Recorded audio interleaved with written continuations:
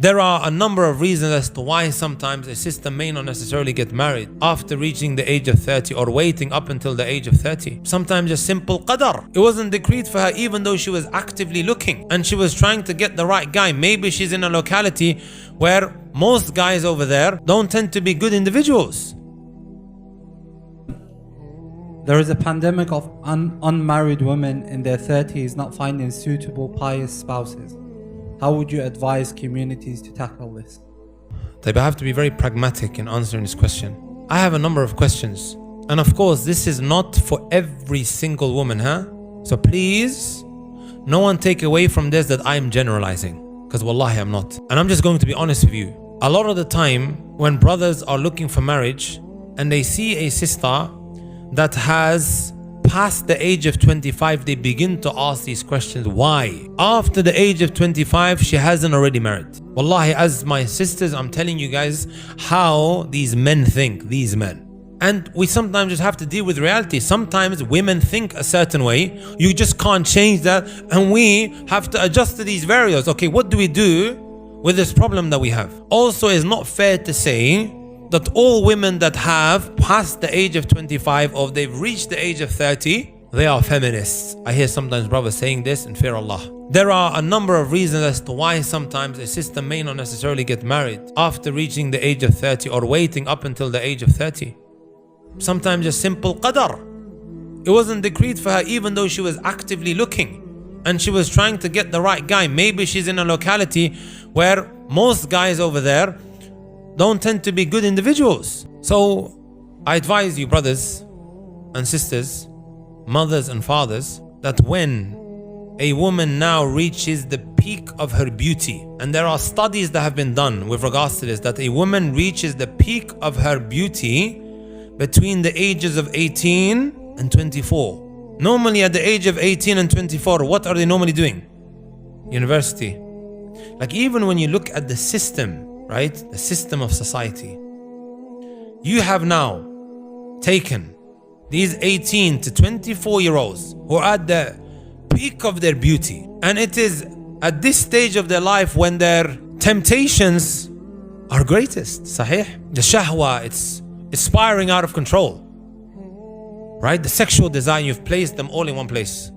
What do you think is going to happen? You have your answer. It's honestly something to think about. These are realities, my brothers and my sisters. I know parents, they listen to the videos. What we see on a day-to-day basis may well be something you will never come across. It is horrifying, shocking what happens in schools. Now it's trickling down to secondary schools. I speak to teachers, they relay information back to me of what some of these youngsters are doing there. It's a different time.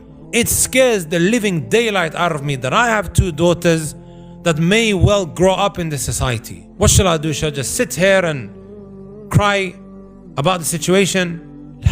How many times have sisters come up to me feeling a sense of regret? Wallah, I wish I got married earlier. If you guys don't believe me, let me find this, right? Have you guys heard of, I think her name is Peronella Wyatt. You know who she is, my brothers and my sisters?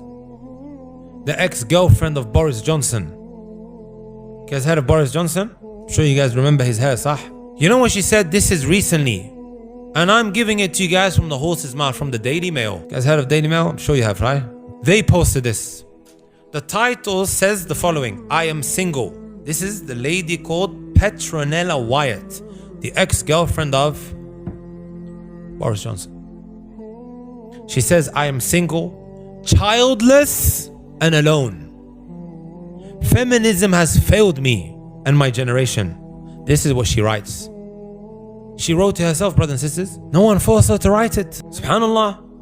When you think of what feminism stands on, my brothers and my sisters, calling for the structure of society to be changed in order for men and women to be equal. This was unheard of before the 1960s, right? When second wave feminism started becoming so much more widespread, right? And showing opposition to the traditional role that a woman has had throughout history.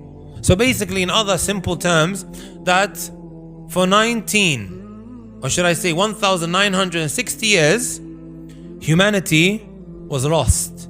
Till these ladies came along after the 1960s who began to advocate for women's rights. And by the way, my brothers and sisters, today we spoke about it, right, in the khutbah for those who came.